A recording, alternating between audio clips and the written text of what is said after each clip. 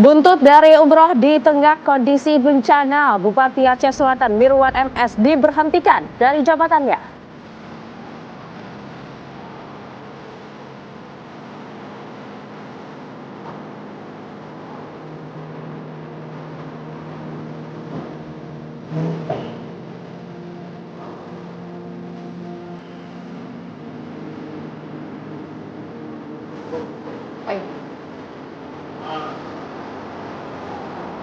Kebakaran yang melanda gedung Teradron di Kemayoran, Jakarta Pusat menewaskan 22 orang.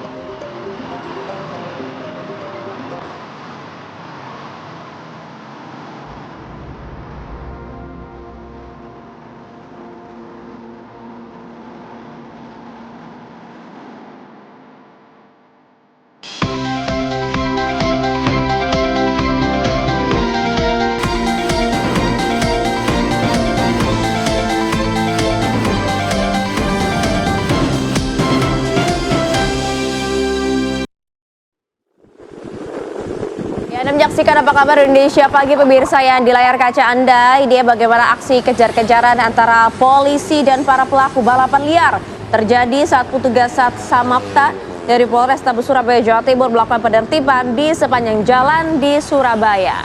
Dalam operasi ini, petugas yang sedang patroli ini mendapatkan informasi adanya balapan liar dan langsung meluncur ke lokasi kejadian. Saat petugas datang, mereka ini langsung kabur menyelamatkan diri. Bahkan sejumlah pebalap dan juga warga yang menonton aksi balapan liar langsung diamankan berikut barang bukti motor. Dari operasi ini, pemirsa, yang diselenggarakan di sepanjang jalan di Surabaya, petugas mengamankan 72 motor yang dipakai balapan dan seluruh motor yang diamankan dalam kondisi ini tidak lengkap dan tanpa dilengkapi dengan surat-surat. Orang tua yang ingin mengambil motornya kembali diminta membawa surat-surat lengkap dan mengembalikan motor ke standar pabriknya, ke setelan awal gitu ya. Setelan awal. Kayaknya udah banyak modifikasi nih. Dikira keren kali, nggak keren kalau bikin resah masyarakat ya. Nah, habis itu orang tuanya harus ngambil kan, Ai. Siapin surat-surat lengkap. Itu dia. Jangan dicontoh ya aksi balap liar yang terjadi di wilayah Surabaya, Jawa Timur.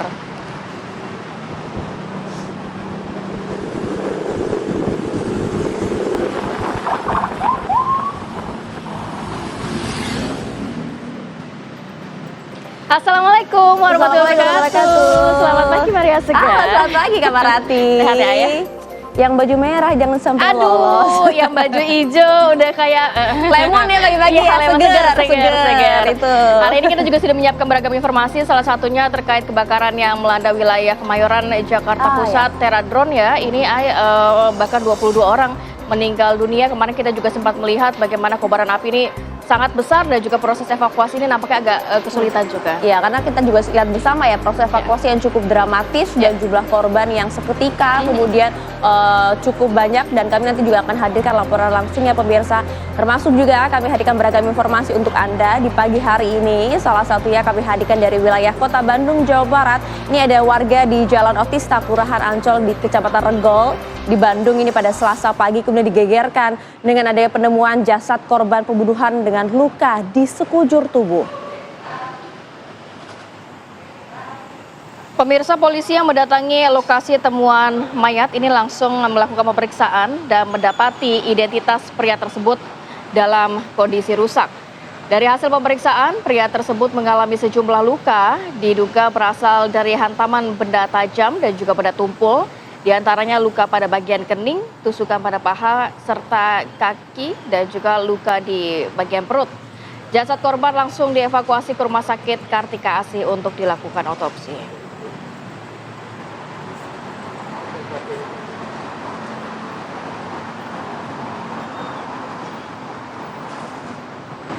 Ya, dari Bandung, Jawa Barat kita bergeser ke wilayah selanjutnya, Serang, Banten, pemirsa. Polda Banten berhasil menangkap pelaku pembunuhan berencana terhadap seorang supir taksi online yang ditemukan tewas di bawah jembatan Pabuaran, Kabupaten Serang, Banten.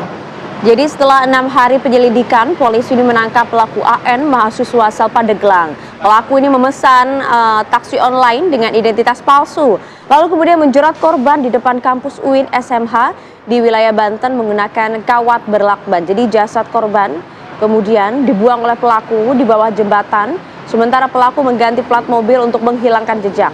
Polisi menyita mobil korban, kawat beserta 2 handphone sebagai barang bukti. Motif pelaku murni adalah ekonomi, ingin menguasai mobil korban untuk digunakan sehari-hari. Dilihat dari cara modusnya, kemudian cara pelaku melakukan mengeksekusi korban hingga kemudian merampas kendaraannya sih, ini merupakan profesional, bukan yang pertama kali begitu ya. Jadi atas perbuatannya pelaku dijerat pasal 340 KUHP tentang pembunuhan berencana dan pasal 365 ayat 3 tentang pencurian dengan kekerasan. Ancaman hukumannya adalah 20 tahun penjara.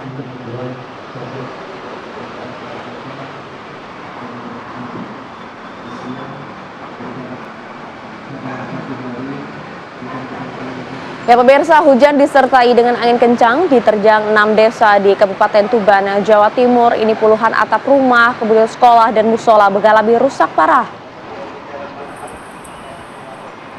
Angin puting beliung menerjang ratusan rumah di 6 desa di wilayah Kecamatan Semanding, Tuban, Jawa Timur. Seperti yang Anda saksikan pemirsa, ini terlihat memang angin kencang sekali disertai dengan hujan, bahkan menerjang bangunan rumah di wilayah tersebut. Warga nampak panik dan juga berupaya menyelamatkan diri, mencari tempat yang lebih aman. Hujan deras ini ternyata sudah mulai terjadi pukul 15 waktu Indonesia Barat. Bersamaan dengan turunnya hujan, tiba-tiba datang angin kencang yang menyapu kawasan tersebut. Terjangan angin kencang yang berlangsung selama kurang lebih 20 menit ini memporak-porandakan ratusan atap rumah warga. Jadi ada 6 desa yang terdampak di wilayah Kecamatan Semanding, diantaranya Desa Penambangan, Desa Bekti Harjo, dan Desa Tegalagung.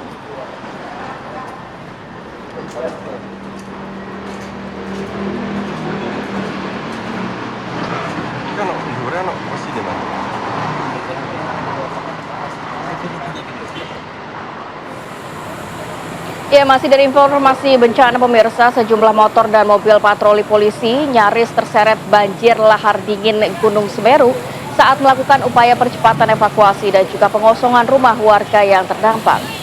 Ya, cukup dramatis kalau kita lihat bagaimanakah visual di layar kaca Anda, di mana ada sejumlah motor, mobil, patroli polisi yang dipergunakan untuk mengangkut perabotan warga terdampak yang juga kemudian terseret oleh derasnya aliran lahar dingin Gunung Semeru. Mobil patroli polisi ini dapat lolos dari terjangan lahar dingin setelah ditarik oleh mobil relawan. Jadi upaya percepatan evakuasi bahkan juga pengosongan wilayah ini harus segera dilakukan mengingat potensi ancaman bencana erupsi dan banjir lahar susulan. Jadi curah hujan yang cukup tinggi di wilayah hulu sungai ini tentunya berpotensi mengakibatkan banjir lahar susulan. Saat ini untuk ketinggian permukaan sungai bahkan telah melebihi ketinggian tanggul yang jebol. Semangat Bapak polisi dan petugas yang bertugas di sana untuk proses evakuasi, dan juga warga dihimbau mungkin ya tidak berada di area yang dapat dikatakan beresiko ya. Betul, dan diharapkan walaupun memang sudah berada di lokasi pengungsian, jangan kemudian kembali untuk mengecek kondisi rumah maupun mengambil barang-barang bawaan karena khawatirnya itu dia banjir lahar dingin kan bisa kembali kapan saja.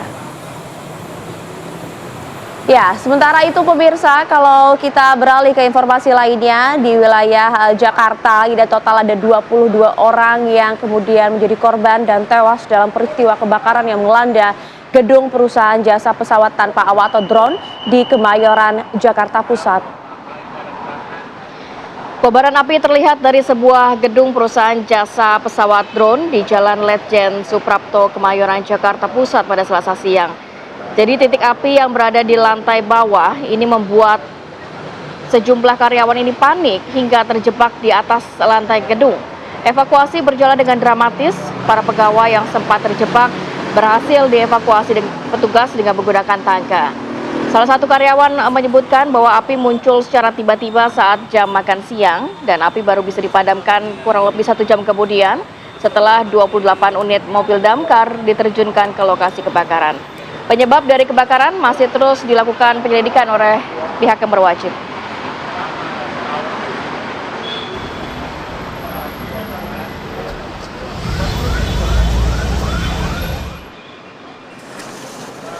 Ya, ini memang menjadi perhatian publik karena memang terjadi kan di kala siang hingga sore hari kan, di kala memang sedang padat-padatnya kondisi tersebut dan ini kita melihat ya bahwa isak tangis keluarga pecah di Rumah Sakit Polri Kramat Jati, Jakarta Timur saat menjemput jasad korban kebakaran Teradron yang sudah dapat teridentifikasi.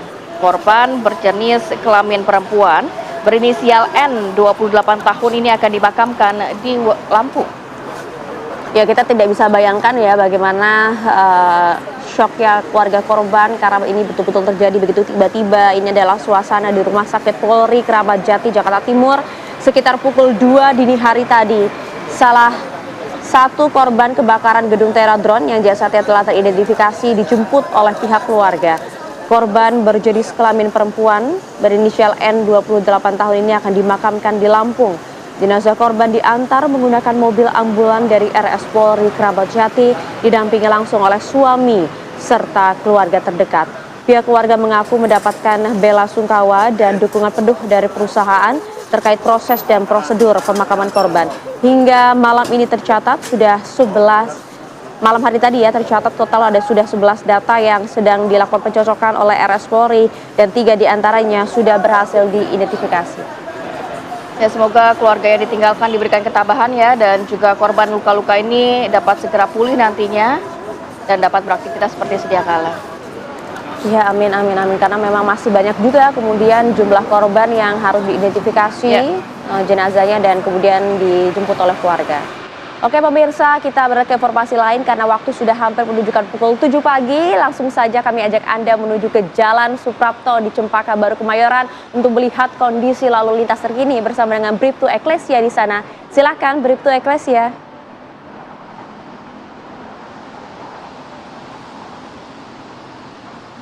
Baik, terima kasih rekan-rekan kami yang ada di studio. Selamat pagi pemirsa, bersama kami dari NTMC Korlantas Polri akan menginformasikan situasi arus lalu lintas langsung dari kawasan Jalan Suprapto, Kemayoran, Jakarta Pusat. Dapat kita lihat bersama situasi arus lalu lintas di jam berangkat perkantoran pada pagi hari ini tampak cukup kondusif lancar dari berbagai arahnya, yakni dari arah Priuk yang akan menuju ke arah Senen pada pagi hari ini tampak cukup ramai.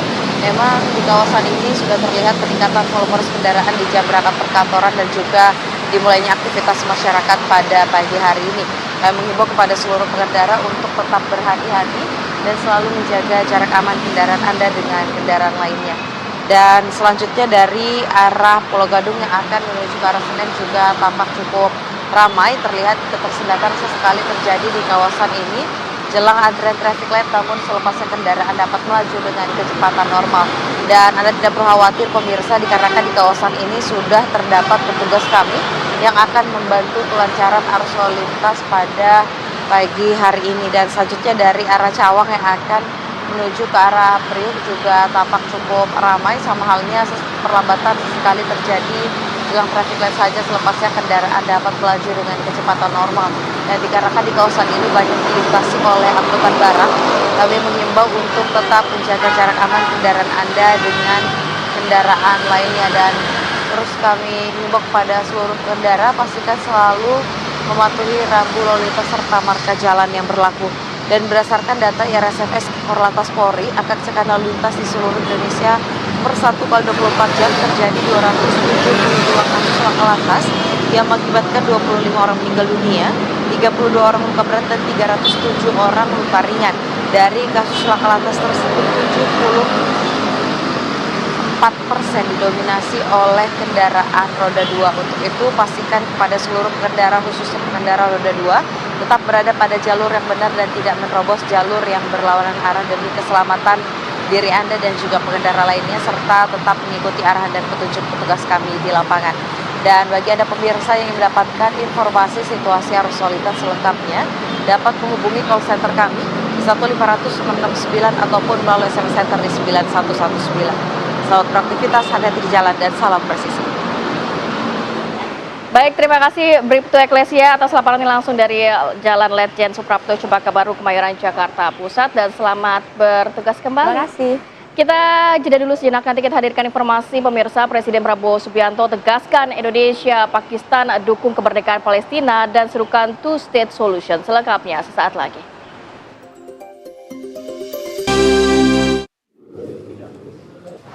Ya pemirsa, Anda menyaksikan Apa Kabar Indonesia Pagi. Presiden Prabowo Subianto tegaskan Indonesia, Pakistan dukung kemerdekaan Palestina dan serukan two-state solution. Presiden Prabowo Subianto menegaskan komitmen kuat Indonesia dalam mendukung kemerdekaan Palestina melalui solusi dua negara atau two-state solution saat melakukan kunjungan resmi ke Islamabad, Pakistan. Dalam pertemuan bilateral, kedua negara membahas penguatan kerjasama serta menyelaraskan kebijakan luar negeri, terutama terkait isu kemanusiaan di Gaza dan kemerdekaan Palestina. Presiden menegaskan bahwa Indonesia dan Pakistan memiliki nilai serta kepentingan yang sama sebagai negara berpenduduk muslim terbesar yang menjunjung moderasi, inklusivitas, dan juga toleransi. Perdana Menteri Pakistan Muhammad Shehbaz mengapresiasi kedatangan dari Presiden Prabowo untuk menyebut kunjungan tersebut sebagai momentum penting yang membangkitkan kembali hubungan erat kedua negara. Harus.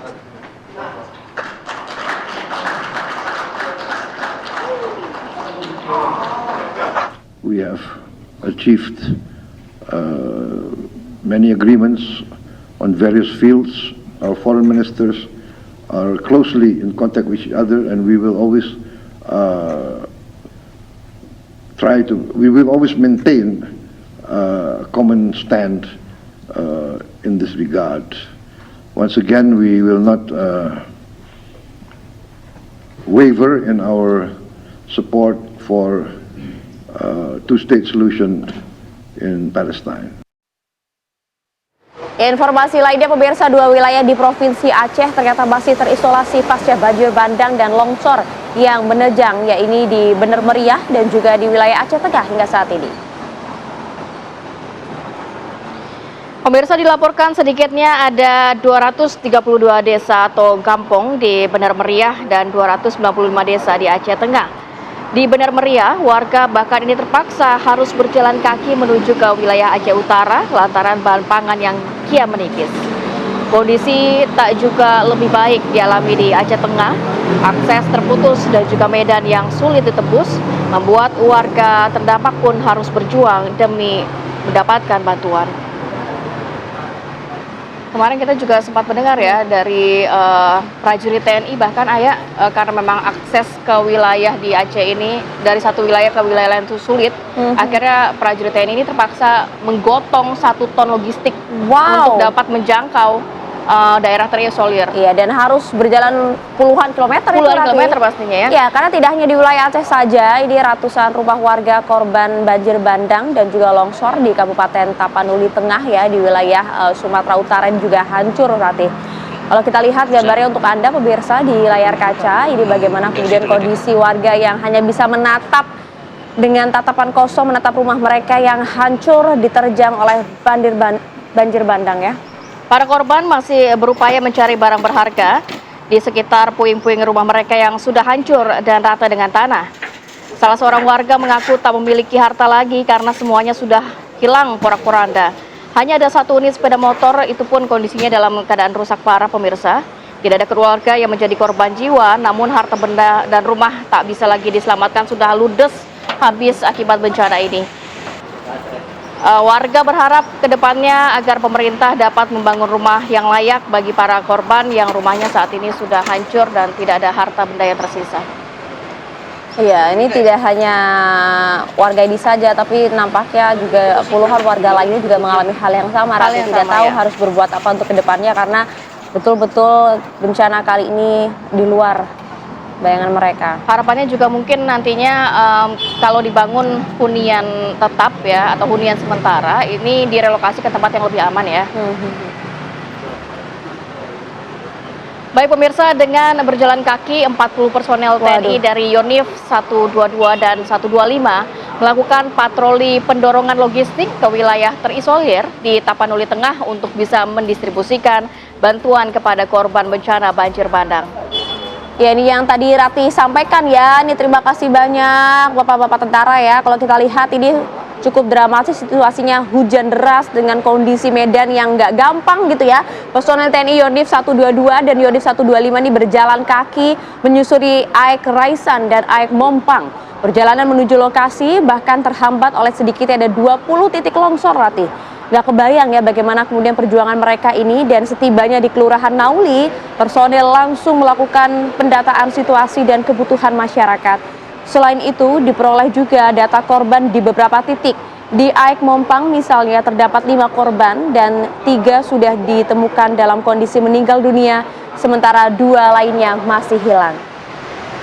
Medannya sulit sekali ya, tadi kita melihat bahkan prajurit sempat tergelincir saat membawa beban yang cukup berat untuk Betul, tidak hanya didistribusikan. beban yang cukup berat, tapi medannya kan juga cukup licin dan itu bekas material dari longsoran dan juga banjir ya. Wah, luar biasa ya kalau kita lihat bagaimana Salut ya. Semoga perjuangan tetap diberikan kesehatan dan keselamatan menembus untuk bapak-bapak ini wilayah. ya. Yes, amin, amin, amin, amin.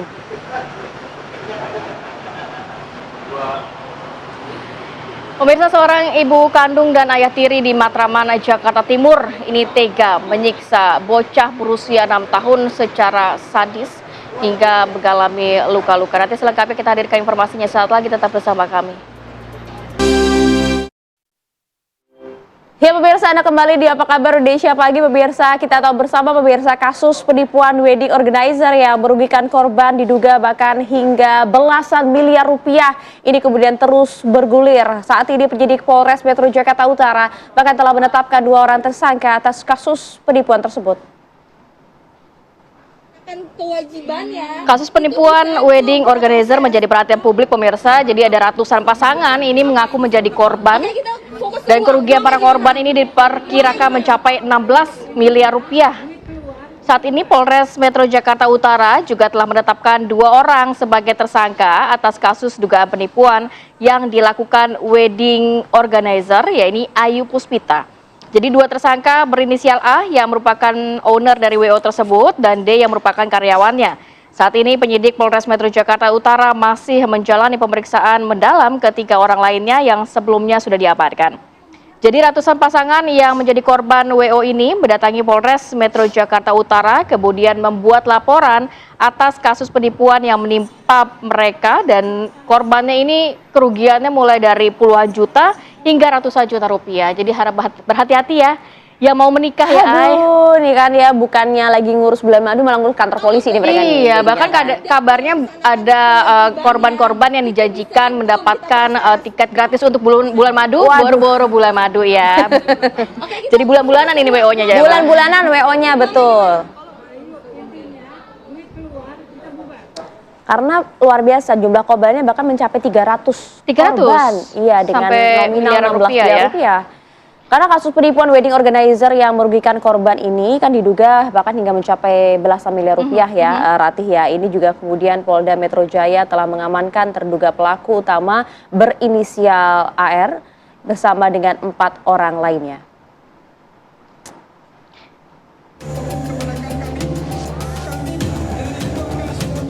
Kasus penipuan wedding organizer menjadi perhatian publik setelah ratusan pasangan mengaku menjadi korban. Kerugian para korban diperkirakan mencapai 16 miliar rupiah. Penyidik Polres Metro Jakarta Utara telah mengamankan 5 orang, termasuk terduga pelaku utama berinisial APD terkait dugaan penggelapan uang dan penipuan jasa wedding organizer. Polisi menegaskan terduga pelaku APD dan 4 pelaku lainnya tidak pernah dilepas dan saat ini masih menjalani pemeriksaan untuk menentukan peningkatan status tersangka. Selain Jakarta Utara, Kepolisian Resort Jakarta Timur dan Polda Metro Jaya juga menerima laporan yang sama terkait penipuan wedding organizer tersebut. Polisi juga masih mendalami dugaan aliran uang dan peran masing-masing terduga pelaku. Ini sudah diamankan 1 orang terduga pelaku dengan inisial APD beserta 4 pelaku lainnya. Saat ini masih pendalaman proses penyidikan oleh Satreskrim Polres Metro Jakarta Utara dan ini terus secara maraton kemungkinan akan dilakukan peningkatan status tersangka dan ada upaya untuk melakukan penahanan. Nanti akan kami update kepada rekan-rekan sekalian tentang peristiwa penanganan oleh Polres Metro Jakarta Utara. Jadi kami luruskan tidak benar bahwa terduga pelaku dilepas oleh Kepolisian Polda Metro Jaya. Nanti kami akan menyampaikan kepada rekan-rekan secara detail pada saat sudah dilakukan penahanan kepada 5 orang pelaku tersebut. Ada yang sekitar 40, 60, 80, ini bervariasi. Makanya kami masih menunggu dari penyidik Polres Metro Jakarta Utara, termasuk yang Polda Metro Jaya, Ini baru laporan polisi diterima kemarin sore. Sebelumnya ratusan pasangan yang menjadi korban wedding organizer mendatangi Polres Metro Jakarta Utara membuat laporan atas kasus penipuan yang menimpa mereka. Para korban mengalami kerugian mulai dari puluhan juta hingga ratusan juta rupiah. Dari laporan yang masuk, sejumlah korban mengaku acara pernikahannya gagal berjalan sesuai rencana, mulai dari tenda tidak sesuai paket, catering yang tidak hadir, hingga penyelenggara WO menghilang tanpa konfirmasi. Dari Jakarta, Robin Freddy, TV One, mengabarkan.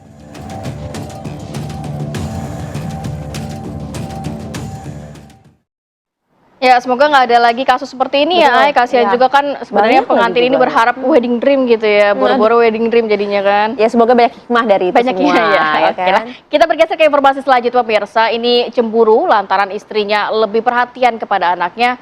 Seorang ayah tiri di Matraman, Jakarta Timur ini bahkan tega menyiksa bocah yang baru berusia 6 tahun secara sadis hingga korban mengalami patah tulang rusuk. Sementara itu, ibu kandung korban turut ditangkap oleh pihak kepolisian lantaran ikut melakukan penyiksaan kepada buah hatinya. Iya, jadi pasangan suami istri berinisial WK dan OS ini hanya tertunduk malu usai diringkus oleh Unit Perlindungan Perempuan dan Anak Polrestabes dari Jakarta Timur ya, Polrestro Jakarta Timur.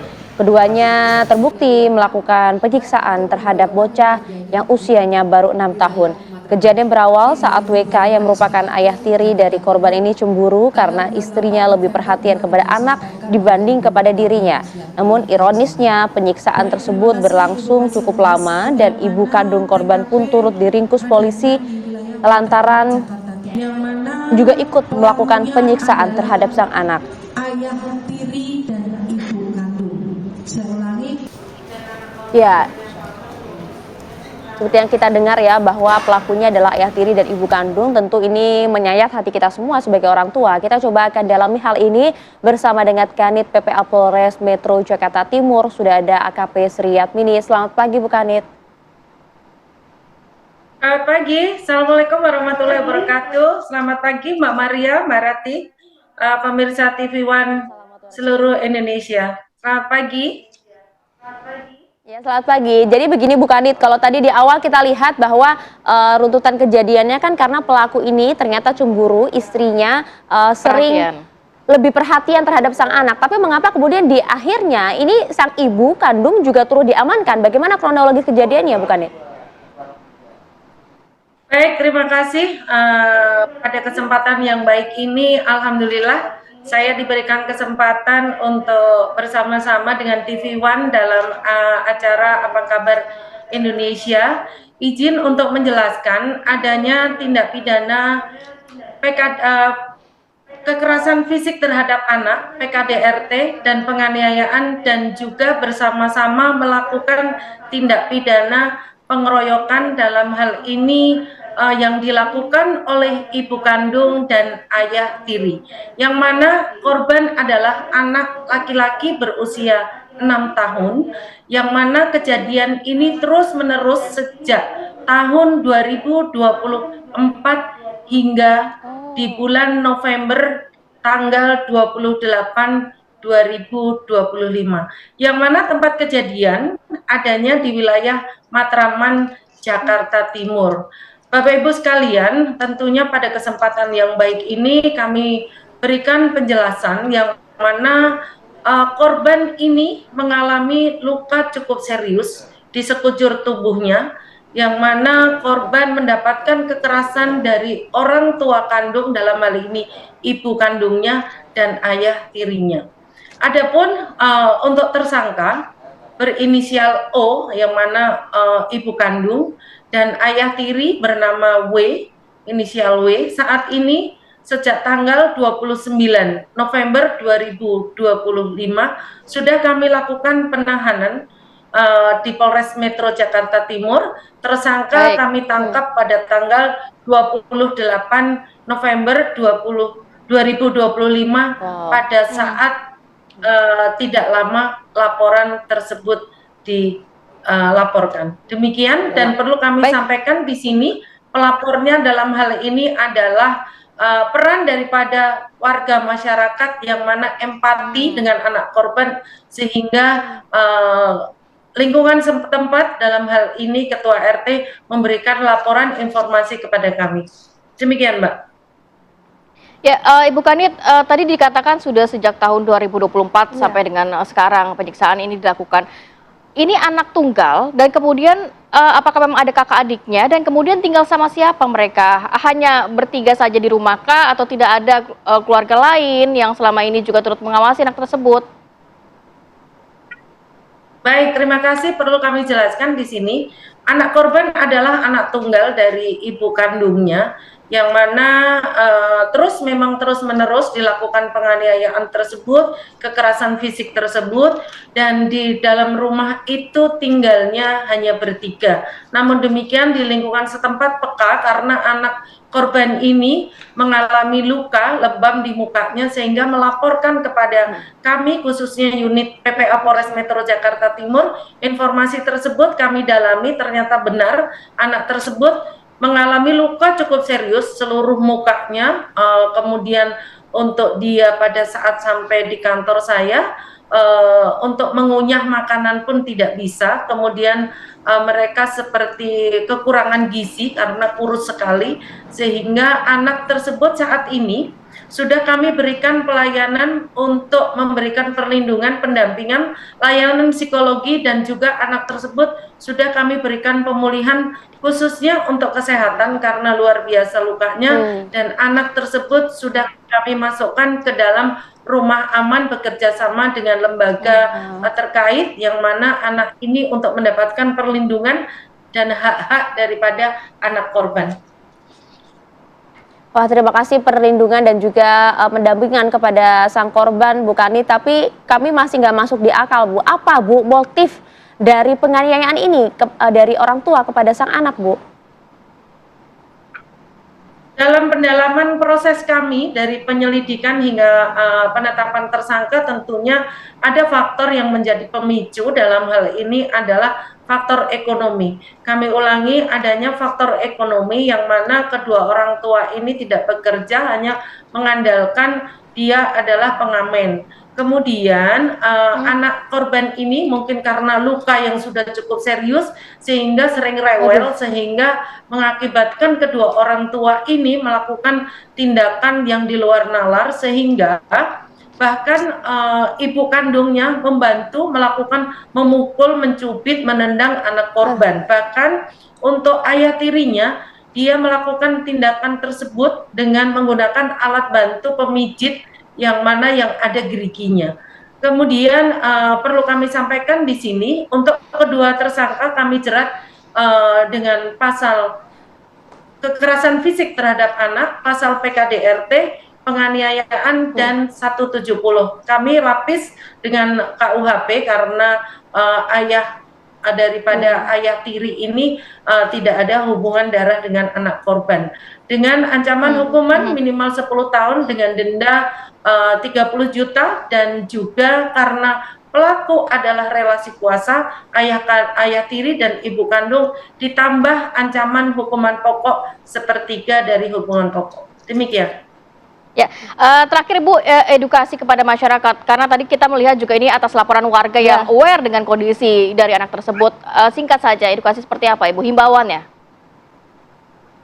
Baik, terima kasih. Pada kesempatan yang baik ini, alhamdulillah saya diberikan kesempatan. Saya pertama terima kasih kepada masyarakat wilayah khususnya Jakarta Timur aware dalam hal ini, memberikan informasi kepada kami bahwasannya kami supaya cepat dan tepat untuk melakukan proses sehingga tidak ada korban-korban berikutnya, karena Jakarta Timur luar biasa untuk Guantipmas yang mana kekerasan fisik atau kekerasan seksual atau perempuan yang mana banyak sekali karena dari tingkat ekonomi dan juga tingkat pendidikan dan banyaknya rumah petak. Pada kesempatan yang baik ini saya berterima kasih kepada warga atau masyarakat yang mana memberanikan diri melaporkan, memberikan informasi kepada kami sehingga anak bisa terlindung dengan kami.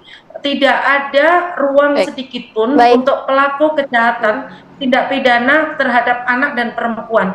Kemudian saya berharap kepada seluruh masyarakat silakan untuk mengakses call center kami 110 dengan pulsa gratis dan berikan alamat yang lengkap dan nomor telepon yang Baik. tepat dan benar sehingga kami segera akan memberikan pelayanan dan mengarahkan kepolisian yang terdekat. Demikian Mbak Maria, Mbak Rati. Baik, terima kasih banyak kinerjanya selama ini Bu, dan juga bantuannya melindungi dan juga mengayomi warga Jakarta Timur, Ibu Kanit PPA Polres Metro Jakarta Timur AKP Sriatmini. Terima kasih banyak. Assalamualaikum. Terima kasih. Assalamualaikum. Baik, kita harus jeda dulu sejenak. warahmatullahi wabarakatuh.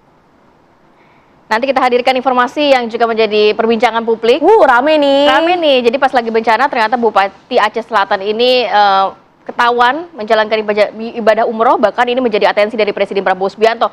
Cat langsung ya. Itu dia, ditilai kabur pada saat bencana sedang terjadi. Bagaimana kemudian kelanjutannya dan juga tepatkah kemudian kebijakan pemberhentian ini, kami akan bahas usai jeda ya. Sesaat lagi untuk Anda.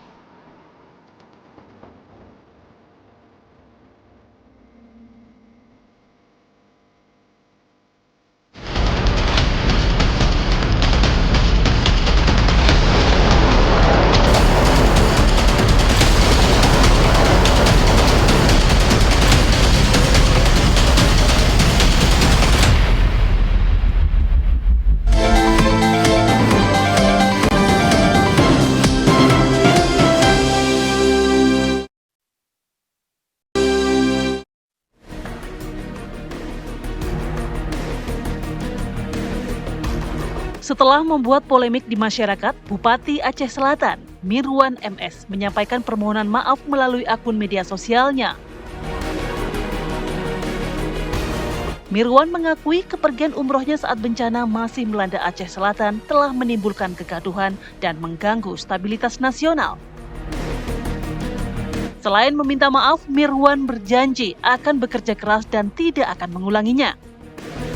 Menyampaikan permohonan maaf yang sebesar-besarnya atas ketidaknyamanan, keresahan, dan kekecewaan banyak pihak, terutama kepada Bapak Presiden Republik Indonesia Haji Prabowo Subianto dan Bapak Menteri Dalam Negeri Haji Tito Karnavian, dan juga pada Bapak Gubernur Aceh Haji Muzakir Manaf, serta seluruh lapisan masyarakat Indonesia, masyarakat Aceh, dan masyarakat Kabupaten Aceh Selatan pada khususnya. Sebelumnya, Mirwan MS berangkat umroh di saat situasi bencana banjir bandang masih melanda, hingga membuat Gubernur Aceh Muzakir Manaf marah besar. Muzakir Manaf menyebutkan kepergian Bupati Aceh Selatan itu tanpa izin darinya. Mirwan memilih berangkat umroh ke Tanah Suci beserta keluarganya setelah menyurati Menteri Dalam Negeri karena tidak sanggup menangani darurat bencana banjir dan longsor di Kabupaten Aceh Selatan. Menteri Dalam Negeri Tito Karnavian menyatakan telah memecat sementara Bupati Aceh Selatan, Mirwan MS. Saksi dijatuhkan setelah dilakukan pemeriksaan oleh Kemendagri karena pergi ke luar negeri tanpa izin menteri. Tito juga mengungkap telah mengangkat wakil Bupati Aceh Selatan sebagai pengganti sementara. Pemberian sementara 3 bulan kepada Saudara Haji Mirwan MS SIM SOS, Bupati Aceh Selatan, Provinsi Aceh. Hasil Pilkada Serentak 2024 masa jabatan 2025-2030, yang bersangkutan dikenakan sanksi pemberian sementara 3 bulan itu karena sudah kita lakukan pemeriksaan oleh tim Itjen dan melanggar ketentuan pasal 76 ayat 1 huruf I, yaitu keluar negeri tanpa izin menteri, dan sanksinya ada di pasal 77, yaitu selama 3 bulan dilakukan pemberhentian sementara. Sebelumnya dalam rapat terbatas yang dihadiri secara virtual oleh para bupati wilayah terdampak bencana, Presiden Prabowo telah menyindir bupati yang disebutnya lari dari tanggung jawab saat bencana. Hadir semua bupati. Terima kasih ya para bupati. Kalian yang terus berjuang untuk rakyat. Memang kalian dipilih untuk menghadapi kesulitan. Kalau yang mau lari, lari aja, nggak apa-apa ya. Copot langsung. Mendagri bisa ya di prosesnya bisa ya. Itu kalau tentara itu namanya desersi itu. Ya. Dalam keadaan bahaya meninggalkan anak buah. Waduh, itu nggak bisa tuh. Soal itu. Tidak ada itu. Aduh. Saya nggak mau tanya partai mana. Udah kau pecat. Baik Mendagri, terima kasih ya. Saya lihat bupati pada senyum semua itu. Ya, pokoknya kita dukung terus.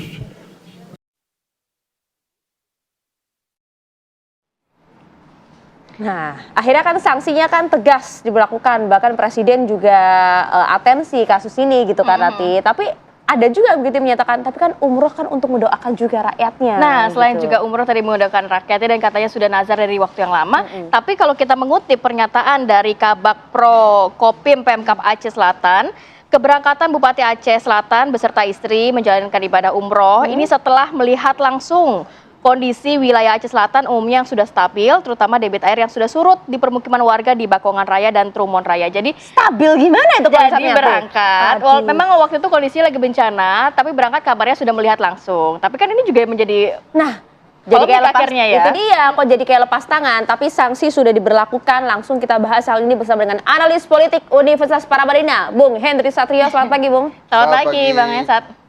Sehat ya? Selamat pagi, sehat ya, Bang? Alhamdulillah. Kita juga ingin sapa dulu nih, ada Ustadz Dasat Latif. Assalamualaikum, selamat pagi Ustadz. Selamat pagi, Assalamualaikum Ustadz. Waalaikumsalam. Waalaikumsalam warahmatullahi wabarakatuh.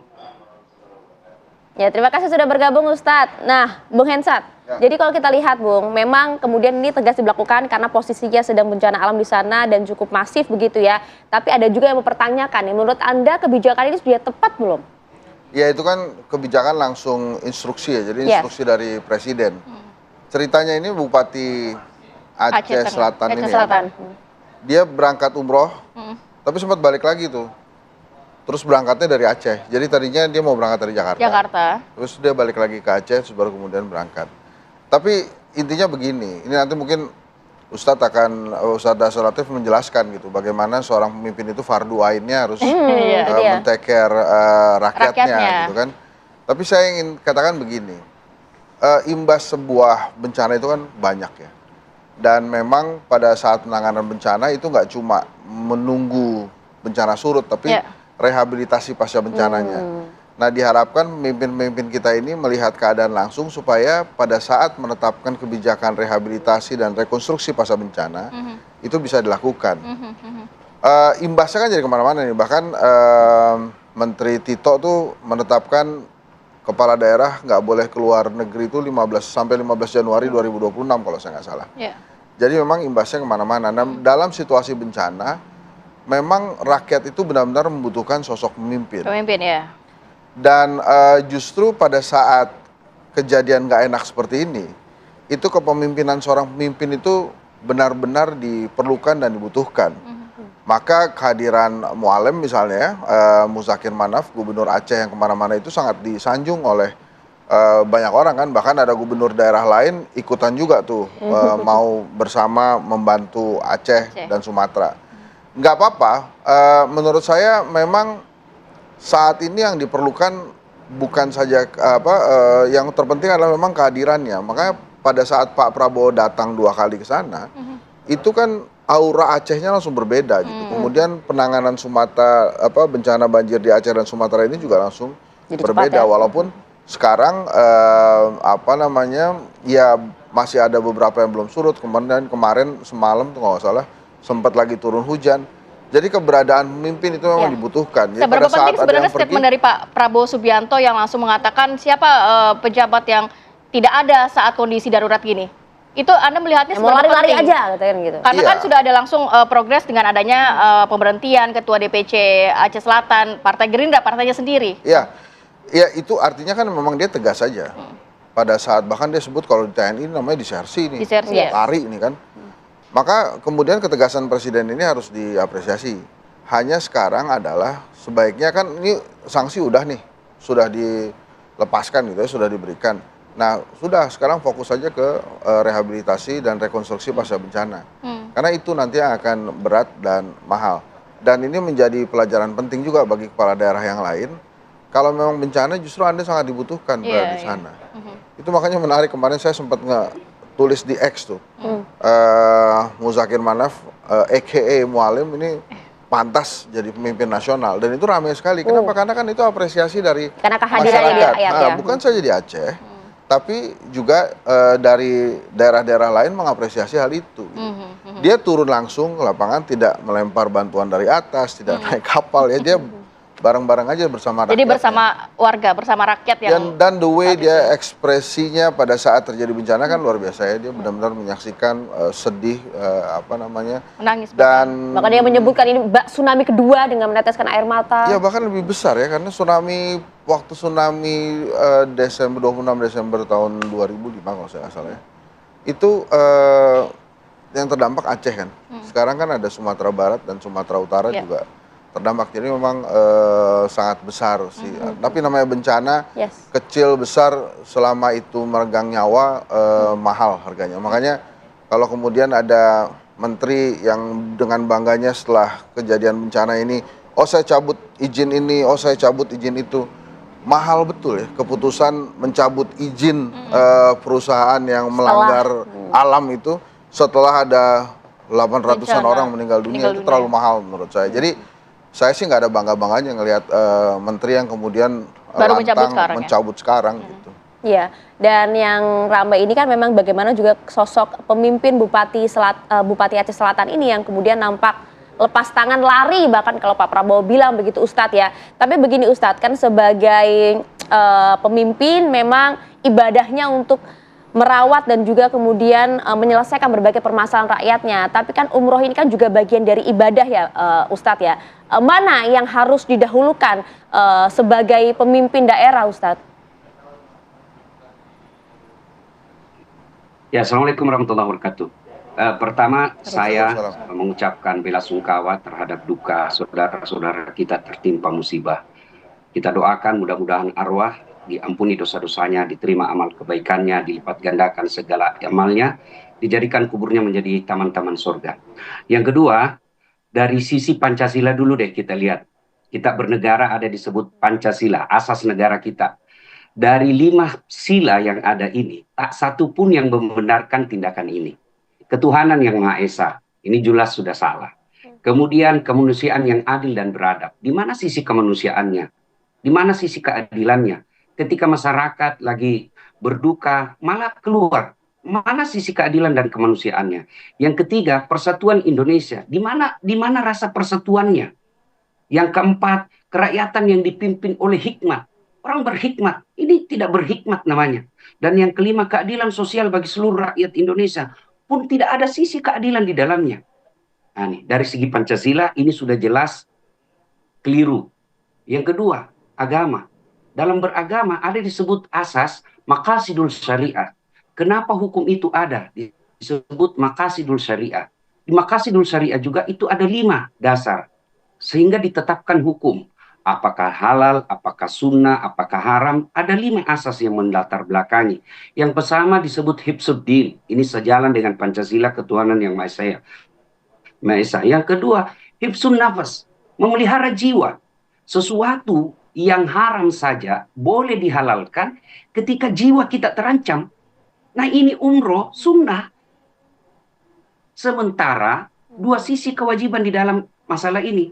1 kewajiban sebagai pemimpin yang harus melaksanakan amanah. 2 kewajiban sebagai sesama muslim. Innamal mu'minuna ikhwah. Bersaudara, kita wajib. 2 wajibnya nih. Bertemu dalam asas fikih. Apabila sunnah ketemu dengan wajib, maka gugur sunnahnya, wajibnya diprioritaskan. Umroh bagi saya itu memang baik. sunnah, kebaikan. Tapi ketika musibah seperti ini, itu menjadi tidak prioritas. Islam itu ada skala prioritas. Umroh sunnah.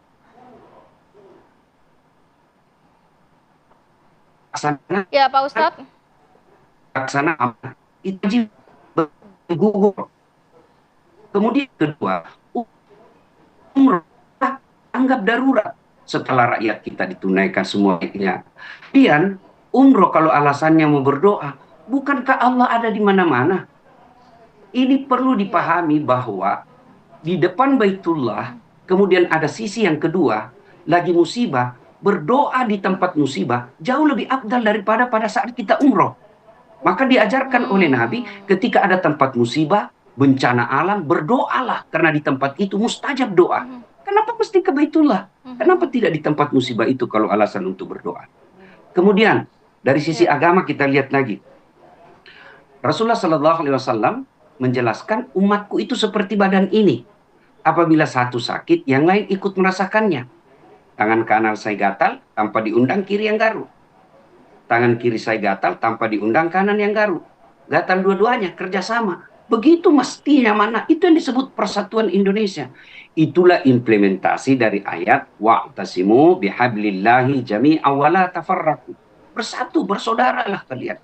Itulah makna dari hadis, sebaik-baik umat di antara kalian adalah yang paling banyak manfaatnya buat orang lain.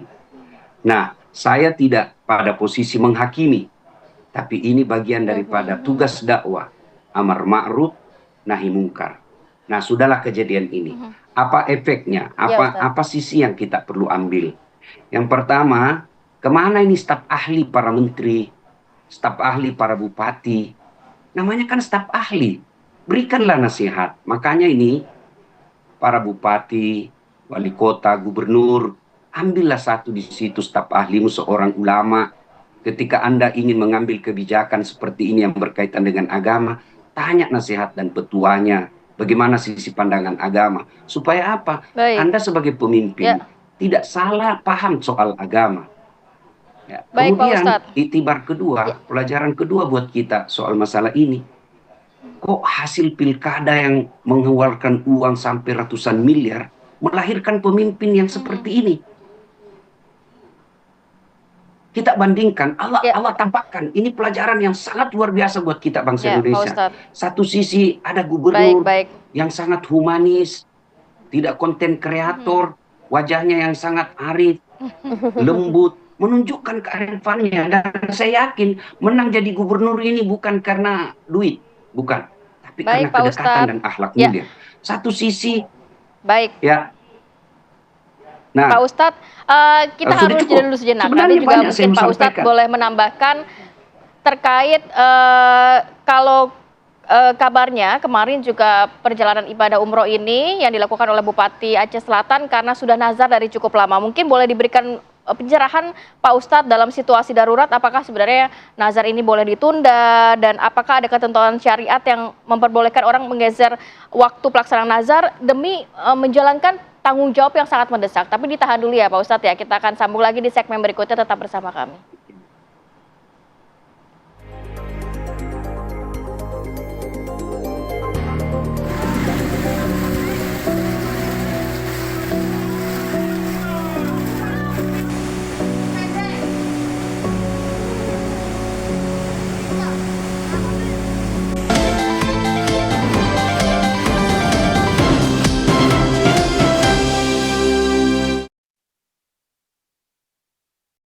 Untuk keluarga, aku selalu cari yang terbaik.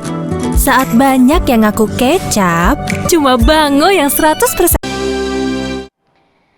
Baik, kita lanjutkan perbincangan. Saya menyambung pertanyaan yang menggantung tadi, Ustadz. Jadi bagaimana sebenarnya kalau dari sisi pandangan Ustadz terkait nazar yang dikatakan ini nazar umroh sudah cukup lama, tapi kan ini tanggung jawab moral kepada masyarakat saat dilantik jadi bupati pun juga demi Allah saya bertanggung jawab kepada masyarakat untuk melayani dan lain sebagainya. Itu kan juga menjadi tanggung jawab dan kewajiban juga untuk seorang pemimpin.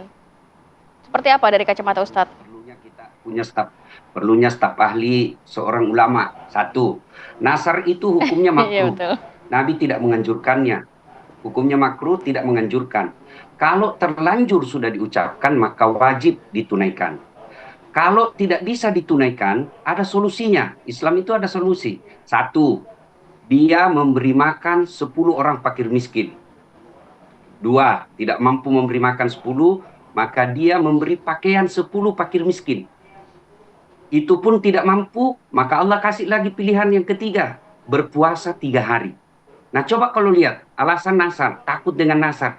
Semua kompensasi tidak pelaksanaan nasar ini ada pada bencana. Memberi makan 10 fakir miskin. Itu bukan lagi fakir miskin, gawat darurat. Yang kedua, memberi pakaian. Memang dibutuhkan.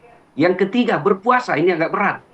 Nah, untuk alasan nasar, itu tidak bisa dibenarkan.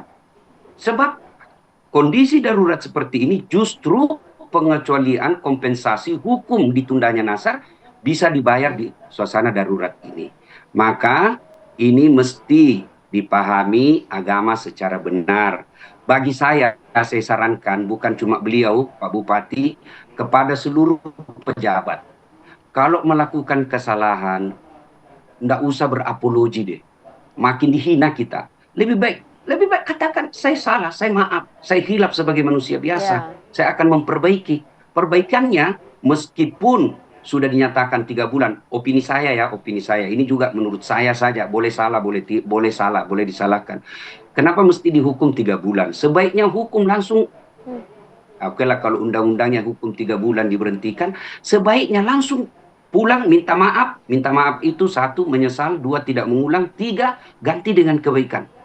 Kata agama, ganti kebaikan, langsung ke lokasi, tidak perlu ada konten kreator, langsung ke lokasi, bikin, sampaikan bahwa minta maaf kepada masyarakat, bawa bantuan, daripada diistirahatkan 3 bulan, malah tidak konkret, diistirahatkan 3 bulan, malah kelihatan nanti malah tidak melakukan kegiatan di sana. Sebaiknya hukumannya kalau dia betul menurut syariat Islam, menyesal, mengakui, tidak mengulang, lalu ganti dengan kebaikan. Ganti kebaikan itu hadir di tempat itu. Soal netizen mau membuli, itu Ustadz, efek daripada hukuman sosial. Ya. Terkait dengan sanksi ini juga kemudian banyak juga yang berkomentar demikian, Bang Hensat gitu. Kenapa sih harus sanksinya berdasarkan aturan ini diberhentikan selama 3 bulan aja? Kan jadi enak, dia malah nggak kerja untuk rakyatnya gitu. Oh enggak, jadi setelah disanksi 3 bulan tidak menjabat, dia harus bolak-balik Jakarta tuh. Ada pemanggilan. Bukan, jadi ada pembinaan dari Kementerian Dalam Negeri. Jadi selama 3 bulan itu bukan berarti dia leleh-leleh di rumah aja. Tapi dia harus melaksanakan. Kenapa nggak pemberhentiannya selamanya? Harus sementara, Bang? Nggak bisa, karena kan dia dipilih oleh rakyat. Kecuali rakyatnya. Lebih baik bolak-balik ke lokasi bencana. Jadi dari DPRD. Nah itu Bang, kan dia itu lebih baik bolak-baliknya ke lokasi bencana gitu, biar ada manfaatnya buat rakyat cocok gitu. Itu makanya dia diingetin tuh. Selama itu dia harus bolak-balik pembinaan kan. Nah kalau tentang pemecatan yang mau permanen itu harus dari DPRD. Jadi DPRD-nya memutuskan, dia dimakzulkan. Walaupun sudah ada arahan dari Presiden kemarin. Ya kan Presiden nggak boleh intervensi katanya kan. Jadi harus dari DPRD gitu. Jadi DPRD-nya memakzulkan bupati, nah itu baru bisa.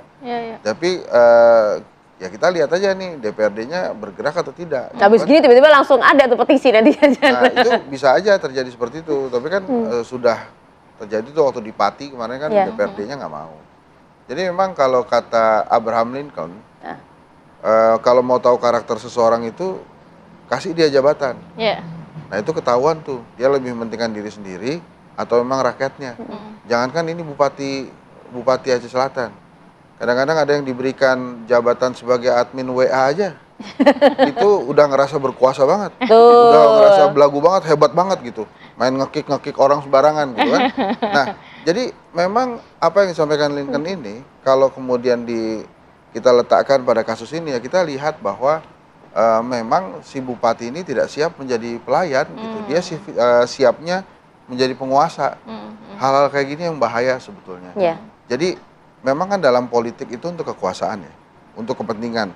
Tapi pada saat dia menjadi pelayan rakyat ya dia harus jadi pelayan. Itu dia. Termasuk juga ini Bang, kemarin pada saat video klarifikasi kan, permintaan maafnya kan itu dilayangkan untuk meminta maaf karena situasi bencana, tapi saya pergi umroh, tapi situasi dia duduk di kursi yang nyaman, di ruangan yang nyaman, di tengah rakyatnya yang nggak tahu harus tidur di mana gitu. Secara politis gimana tuh? Ya emang nggak bagus kan, dan mungkin dia juga berpikir strategis ya.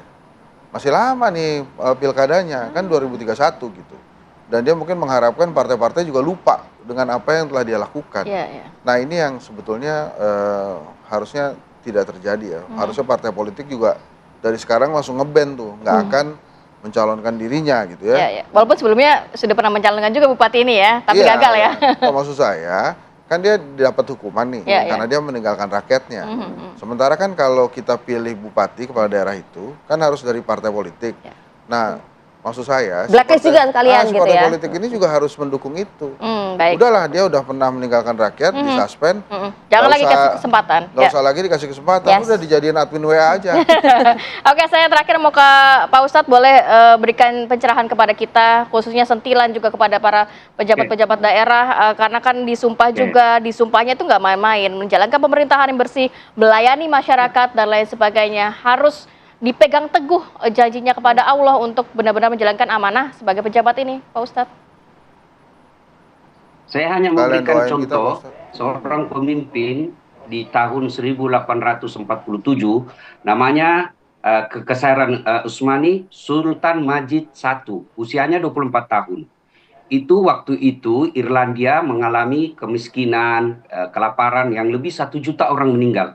Maka didengarlah kasus ini oleh Sultan Abdul Majid I, dikirimlah bantuan 10.000 pound, kemudian 5 kapal yang berisi makanan, biji gandum, obat-obatan ke sana. Meskipun Ratu Victoria waktu itu merasa malu dan melarangnya, dihalang-halangi. Tapi dengan sembunyi-sembunyi masuk. Alhamdulillah berhasil masuklah pasukan itu untuk menerima makanan dan obat-obatan di Irlandia. Dari kejadian itulah kemudian salah satu klub bola yang ada di Irlandia itu memakai bendera, simbol bendera sabit dan bintang, tanda bendera Mesir sekarang, Turki sekarang sebagai ucapan terima kasih. Itu salah satu contoh pemimpin yang Islami. Dia memberikan bantuan bukan saja kepada Muslim, juga kepada non-muslim sekalipun. Itu yang disebut Islam rahmatan lil alamin.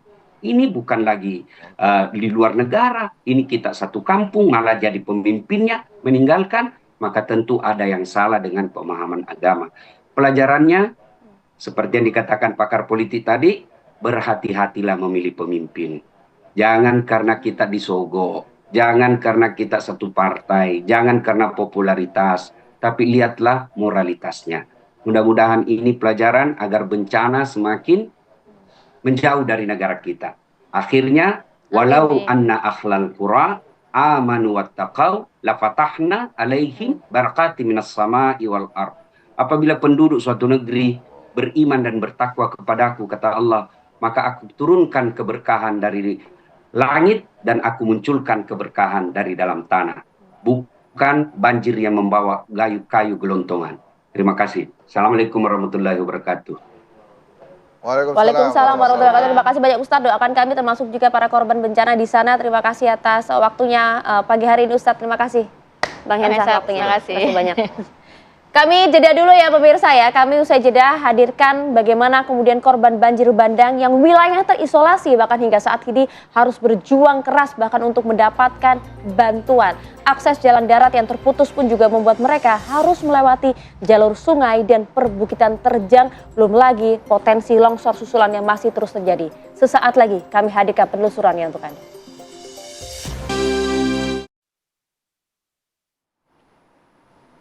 Ya, terima kasih pemirsa Anda masih setia bersama kami. Desa Garoga yang menjadi titik terparah dilanda bencana banjir dan longsor di Tapanuli Selatan, Sumatera Utara adalah desa yang indah sebelum bencana ini terjadi. Kondisi alam yang begitu indah dan hijau kini sudah musnah dihantam bencana. Ya, bahkan nyaris ya pemirsa tak ada sisa dari desa ikonik Tapanuli Selatan ini. Anda bisa lihat bagaimana visual sebelum dan sesudah bencana di layar kaca Anda. Video udara ini menggambarkan kerusakan masif yang terjadi di Desa Garoga, Tapanuli Selatan, Sumatera Utara. Warga Desa Garoga kini kebingungan untuk melanjutkan hidup karena memang tak ada lagi yang tersisa. Mereka harus bertahan hidup. Satu-satunya harapan warga Garoga adalah pemerintah agar membangun desa mereka kembali.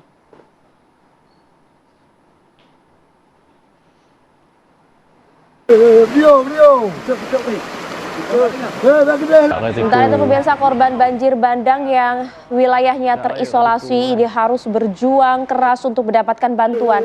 Akses jalan darat yang terputus membuat mereka harus melewati jalur sungai dan perbukitan ke tempat bantuan dibagikan. Sejumlah wilayah masih terisolasi akibat banjir bandang di Provinsi Aceh. Salah satunya yakni di Desa Sikundo di Aceh Barat. Untuk keluar dari wilayah ini, warga ini harus berjuang mengarungi sungai dengan alat yang seadanya. Perjalanan mereka masih berlanjut pemirsa dengan meniti perbukitan yang memang terjal dan pihak Bupati Aceh Barat terus berupaya membuka akses jalan namun terkendala cuaca. Semoga akses jalan ini dapat segera dibuat sementara begitu ya, sehingga bantuan atau masyarakat pun bisa menggunakannya. Ya, kita coba ajak Anda untuk melihat kondisi pagi hari ini seperti apa di salah satu lokasi terdampak di wilayah Aceh, tepatnya Pidijaya merupakan salah satu daerah yang terparah dan juga banyak daerah yang masih terisolir di sana. Ada rekan kami Brilian Syaheran yang sudah bisa menembus lokasi Pidijaya. Brilian, apakah masih ada lokasi yang terisolir bahkan belum tersentuh bantuan sedikitpun hingga hari ini? Dan juga pemirsa sudah memasuki pekan kedua. Sudah memasuki pekan kedua. Baik Maria Rati dan juga pemirsa sudah memasuki pekan kedua pasca dari bencana banjir dan juga tanah longsor yang melanda sejumlah titik, salah satunya di Provinsi Aceh. BNPB ini mencatat dan juga pemerintah mencatat sebanyak 3.310 gampong atau desa yang terdampak dari sebanyak 229 kecamatan yang ada di 18 kabupaten. Salah satunya dari tempat saya mengabarkan saat ini yakni di Kecamatan Meredu di Desa Blangawe di Kabupaten Pidijaya. Di mana beginilah kondisinya. 12 hari yang lalu saya menyempatkan untuk berada di sini dan sampai dengan saat ini, hari ini nampaknya dari pantauan kami hampir semuanya masih sama. Belum banyak perbedaan. Material lumpur endapan setinggi 1 hingga 3 meter ini nampaknya masih menghiasi pemandangan yang ada di desa ini. Material organik ini masih berserakan hingga rumah dan juga bangunan-bangunan di sini porak-poranda. Dan juga ini sebelum saya lebih lanjut, saya ingin mengabarkan bahwa sejak tadi malam dari pukul 10 sampai dengan pagi hari ini, listrik yang dijanjikan nampaknya ini masih belum kunjung datang. Pemadaman listrik masih dilakukan di sejumlah tempat dan juga salah satunya di Desa Blangawe yang memaksa warga yang terdampak ini harus melewati malam di tengah kegelapan tanpa adanya penerangan. Dan juga memang kalau kita melihat juga air bersih ini masih sangat terbatas untuk mencukupi kebutuhan harian. Meski bantuan sudah mulai berdatangan, setidaknya warga yang terdampak ini dapat hidup hingga 1 minggu ke depan. Tetapi ada masalah baru yang mengintai, yakni kesehatan. Pasca banjir sudah surut, masyarakat harus membersihkan sisa dari material lumpur yang ada di rumah mereka menggunakan air yang ada. Salah satunya adalah air banjir. Dan ini tentunya membuat masyarakat ini mengalami gejala gatal-gatal, penyakit kulit hingga diare yang nampaknya ini sudah mulai dirasakan. Sejumlah posko-posko juga sudah didirikan memberikan barang bantuan hingga tempat berteduh ketika malam datang. Tetapi nampaknya masyarakat ini masih membutuhkan bantuan lebih. Bukan hanya makanan, bukan hanya minuman, tetapi sebuah kesempatan untuk meninggali rumah mereka yang dulu sempat mereka tinggali. Bertahun-tahun ada di Aceh. Dan nampaknya juga kita harus terus melihat, meninjau juga bagaimana kesigapan dari pihak-pihak terkait untuk membantu masyarakat yang ada di titik-titik terdampak. Dari layar kaca Anda dapat melihat bahwa ini terdapat sebuah sungai, aliran sungai Meredu, yang nampaknya pasca dari banjir kemarin ini mengalami pelebaran. Yang pada awalnya ini 100 meter, sekarang sudah menjadi 180 meter. Sejumlah fasilitas umum pun juga rusak. Dan ini BNPB mencatat ini sebanyak 149 jadi fasilitas kesehatan terdampak dan sebanyak 504 jembatan ini rusak di sejumlah titik. Dan juga meski pemerintah sedang menggencarkan untuk nantinya akan menembus dan menyatukan jalur darat yang ini sempat terputus, namun permasalahan bukan hanya di jalur darat saja. Tetapi masyarakat yang ada di sini memerlukan bantuan pemerintah, lebih dari itu terlebih ini kepastian. Dan kalau dari kita melihat di Desa Blangawe sendiri, mayoritas pekerjaan masyarakat yang ada di sini adalah sebagai petani. Dan pasca dari banjir kemarin yang nampaknya ini melanda areal persawahan ini, dan terlebih juga ini waktunya kemarin setelah para petani ini melakukan panen raya. Ini baik dari hasil padi yang sudah dipanen terbawa air. Kemudian juga yang belum dipanen ini nampaknya tertutup oleh material lumpur. Pemerintah menjanjikan adanya penghapusan KUR atau hutang. Tetapi nampaknya belum banyak sosialisasi yang didapatkan oleh warga terkait KUR ini. Lalu bagaimana nasib masyarakat yang terdampak di sini dengan kondisi di mana mereka ini masih dalam tahap penerimaan dan juga ingin bangkit dari masalah yang sedang mereka hadapi. Dan juga tentunya kita juga harus berharap bahwa nantinya dari masyarakat yang ada di Desa Blangawe ini maupun di titik-titik yang terdampak di Provinsi Aceh lainnya ini dapat bangkit kembali. Untuk sementara demikian, kembali ke Anda di studio. Ya baik, terima kasih laporan lengkap pada Brilian Syahiran langsung dari PD Jaya Aceh. Jaga kesehatan Anda di sana dan salam untuk korban terdampak di sana. Terima kasih. Baik pemirsa, hingga Selasa malam 21 kantong jenazah korban kebakaran di gedung Teradron di wilayah Kemayoran telah diterima pihak Rumah Sakit Polri Kramat Jati. Jadi RS Polri ini tengah menunggu pemirsa surat penyidikan dari kepolisian guna kemudian mendalami hal ini, tapi kami sampaikan informasi selengkapnya akan sesaat lagi.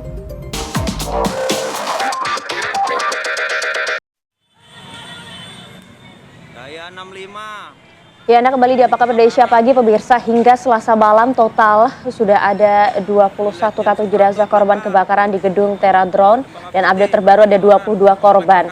Dimana kalau misalnya kita lihat pemirsa 22 orang ini telah menjadi korban dalam peristiwa kebakaran yang melanda gedung perusahaan jasa pesawat tanpa awak atau drone di Kemayoran, Jakarta Pusat. Kobaran api terlihat dari sebuah gedung perusahaan jasa pesawat drone yang berada di wilayah Kemayoran, Jakarta Pusat pada Selasa siang kemarin. Titik api yang berada di lantai bawah membuat sejumlah karyawan panik hingga terjebak di atas lantai gedung. Evakuasi berjalan dengan dramatis pemirsa. Para pegawai yang sempat terjebak ini berhasil dievakuasi petugas dengan menggunakan tangga. Salah satu karyawan menyebutkan api muncul secara tiba-tiba saat jam makan siang. Api baru bisa dipadamkan 1 jam kemudian setelah 28 unit mobil damkar diterjunkan ke lokasi kebakaran, dan saat ini juga pihak kepolisian masih terus mendalami apa yang menjadi penyebab kebakaran.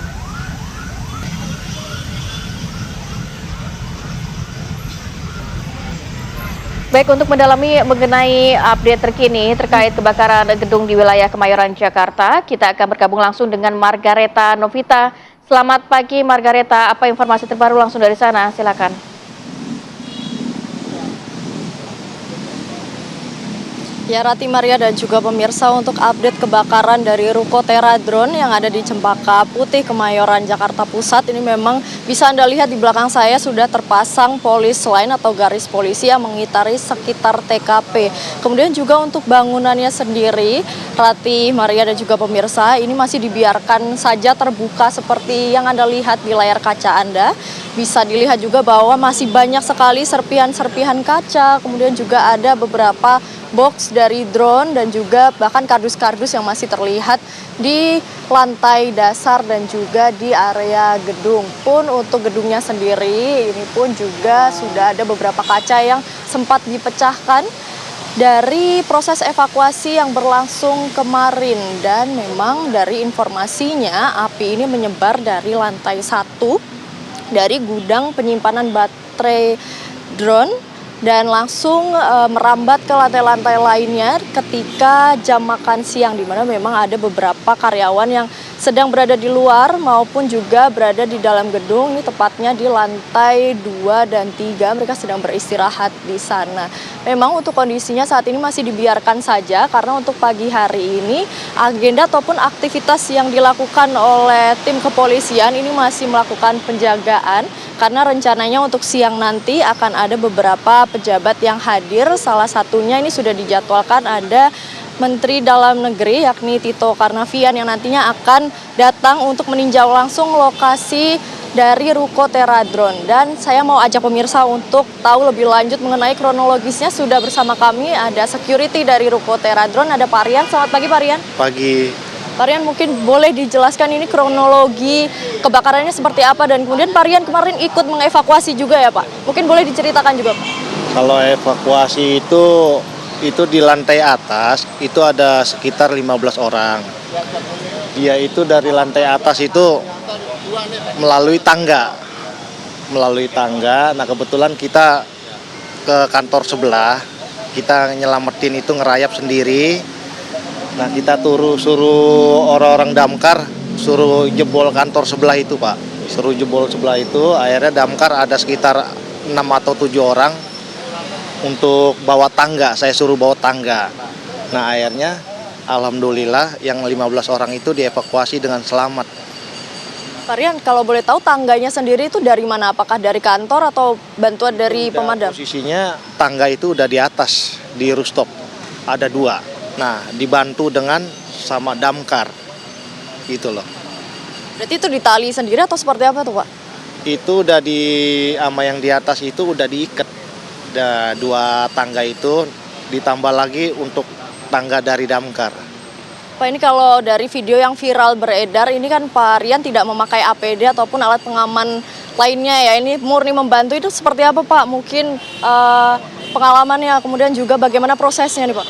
Kalau pengalaman sih nggak, berani nekat aja Mbak. Iya, jadi emang tujuannya emang kita mau nolong gitu kan.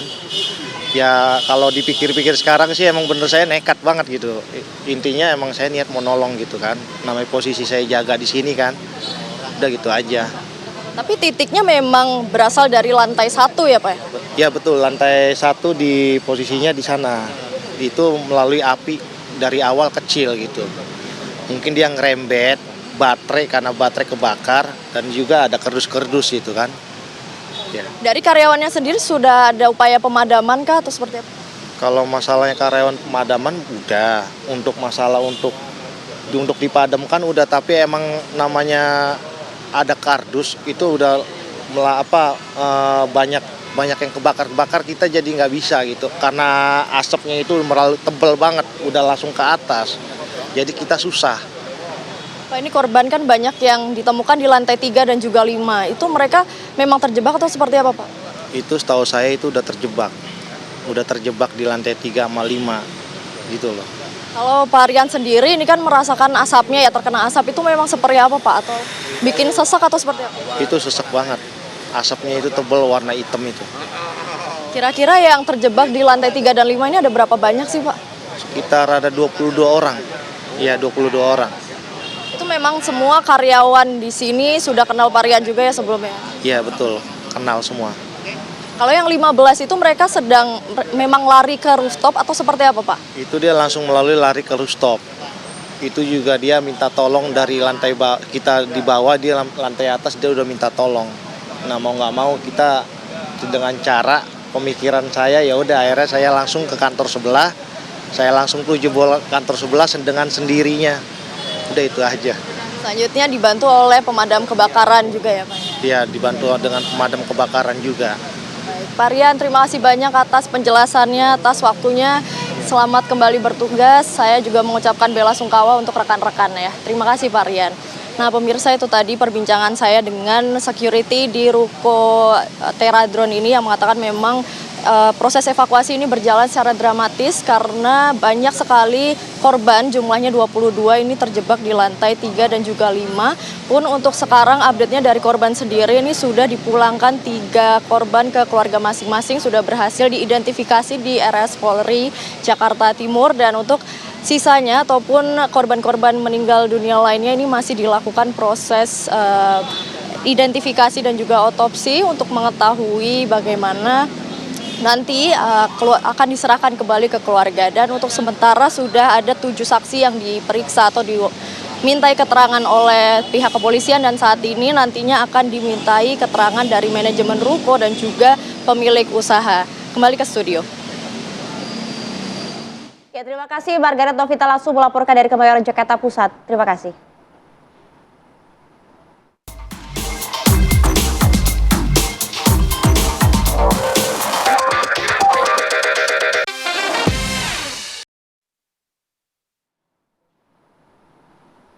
Ya, kita masuk ke dalam segmen viral. Ini Balai Konservasi Sumber Daya Alam Aceh menggerakkan 4 ekor gajah jinak untuk membantu dalam proses pembersihan wilayah yang terdampak banjir.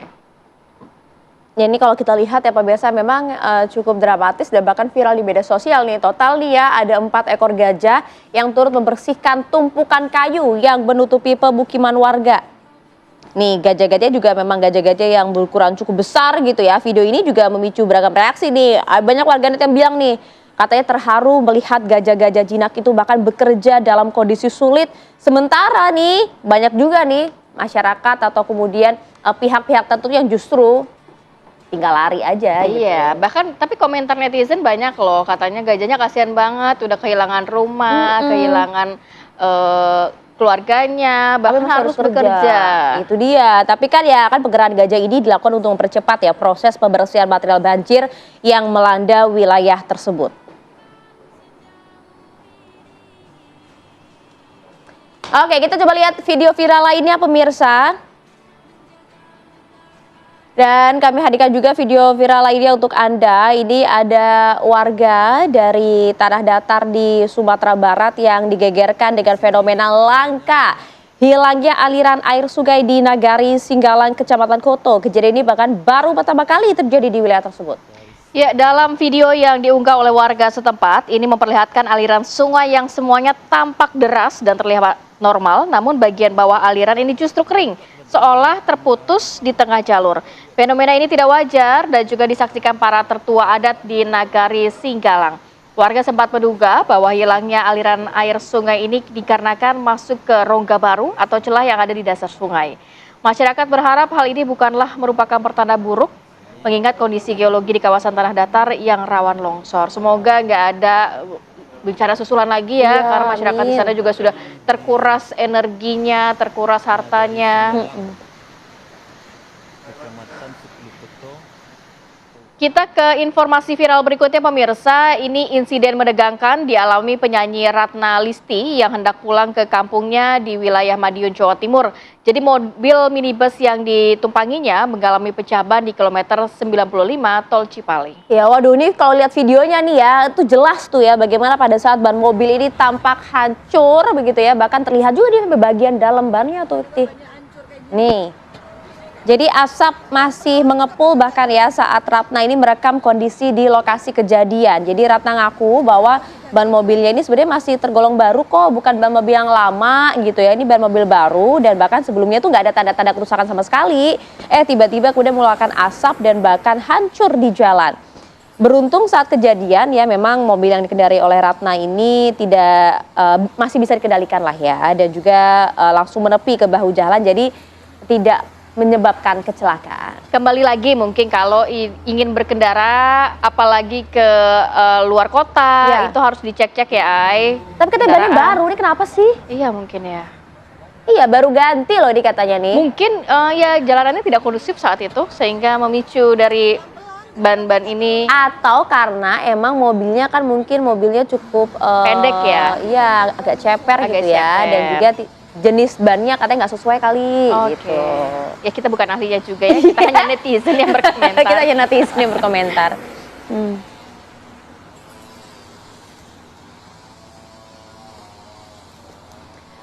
Waduh, kalau ini ada juga nih video yang bikin deg-degan nih. Jadi ada aksi bocah yang menyeberang rel sembarangan, bahkan juga hingga nyaris tertabrak kereta. Aduh, yang lihat udah ketek-ketek sendiri nih. Dia melintas, kita yang deg-degan ya kan.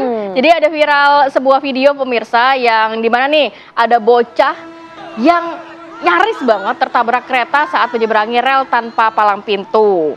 Tanpa melihat kondisi kereta yang memang sudah dekat, sang bocah ini menyeberang dengan santai banget. Sampai kayaknya yang panik semuanya tuh ya, yang ngeliatin bocah ini melewati rel kereta ya. Kejadian ini untungnya dapat dicegah oleh seorang petugas di sub setempat yang bergerak dengan sigap menarik tubuh bocah tersebut menjauh dari rel kereta. Aduh deh, nanti tinggal nama kalau nggak ditarik itu sama petugas. Bener. Ini sampai petugasnya ada berhasil dia ditarik sama si petugas ini ya, bocah tersebut ya. Iya betul. Nah ini juga untuk Anda pengguna transportasi umum harap berhati-hati. Jadi ada seorang penumpang Transjakarta yang menjadi korban pencopetan. Beruntung pelaku ini berhasil diamankan oleh petugas Transjakarta dan juga TNI. Aduh, kenapa sih? Nah ini kalau dilihat nih ya, ada seorang perempuan Transjakarta yang melintasi kawasan Senayan, Jakarta dan kemudian menjadi korban pencopetan. Tapi tenang saja ya, handphone jadul kemudian bekerja. Cekrek-cekrek gitu ya. Iya ini dia, jadi pelaku ternyata berhasil diamankan oleh petugas dan beberapa anggota TNI yang memang kebetulan pada saat itu lagi di lokasi kejadian gitu kan. Jadi langsung dibawa dan membuat copet tersebut tidak bisa melarikan diri. Orang posisinya lagi padat kayak gitu ya. Masih sempet-sempetnya nyopet, ketahuan lagi. Bukan gini, saya bertanya-tanya kalau nggak ada TNI ini jangan-jangan sudah diamuk massa di situ. Oh jelas sih kayaknya ya. Apalagi netizen tuh pagi-pagi udah dempet-dempetan, udah emosi ya. Emosi, pelampiasannya betul. biasa kayak gitu ya. Walaupun, apalagi isinya mama juga ya. Walaupun nggak pantas untuk ditiru ya. Ini lihat nih ya wajah-wajahnya nih, coba nih. Nah, sementara itu pemirsa, dua perempuan tertangkap basah usai mencuri beberapa barang yang ada di toko kosmetik di Lamongan, Jawa Timur. Dalam unggahan yang sempat viral, ini dua remaja perempuan kepergok mencuri sejumlah produk di toko kosmetik. Jadi pemilik toko melakukan penggeledahan setelah mengetahui adanya barang yang dicuri. Awalnya, dua gadis ini itu menyerahkan beberapa produk curiannya. Namun pemilik toko ini masih ngerasa nih kayaknya ada barang lain deh yang dicuri. Apa? Dan akhirnya dicoba diminta kembali dari barang-barang lain yang disembunyikan. Ternyata banyak ya sembunyiinnya di segala tempat kayaknya ditaruh tuh ya. Udah sekeranjang tuh kayaknya tuh. Betul, dan penjaga toko, pemilik toko akhirnya memviralkan video ini biar nggak ada lagi toko-toko yang kecurian. Karena kan nggak ngebayangin ya, dua anak remaja. Betul, dan jadi efek jerah juga sih buat remaja tersebut ya. Jangan dicontoh. Terus.